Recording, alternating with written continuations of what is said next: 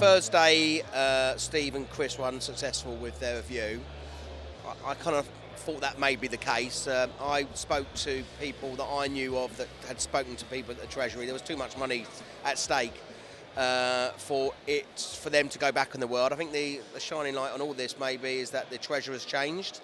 He may be a bit more sympathetic, but now it's all about the political angle and the campaigning and how as an industry we can come together. Not just the landlord associations and ALA and whatever, and NOWs and all that, but it's actually the smaller guys and the landlord portals like yourself come together and actually be really proactive. Because of course the biggest worry is that if we don't get it knocked back, I mean, obviously they tried to bring it in Ireland, didn't they? And after 3 years it got abolished. It hasn't come in yet. There's still quite a bit of time, and I worry that. Is it going to put landlords off? Are they going to sell their properties? That's a real worry, because I think that's a much bigger worry than what obviously the stamp duty was, in my opinion, long term.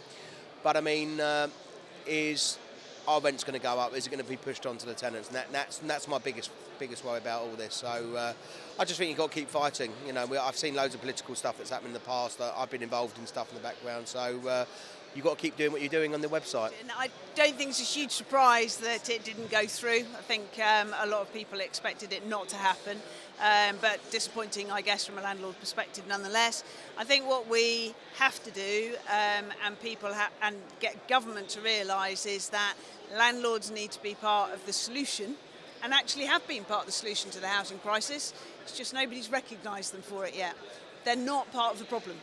The problem is we don't build enough houses. So you can blame who you like for that, but until the government changes their policies, make sure that we build for all tenures, because it's not just home ownership, it's tenants and social. Tenants are probably the most important.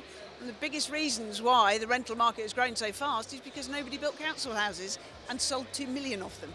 So at the end of the day, I think we've got to start really making sure that the government and this new cabinet understands the real problems, and then they can work out the real solutions, rather than perhaps going with some of the rhetoric that's been put around, shall we say.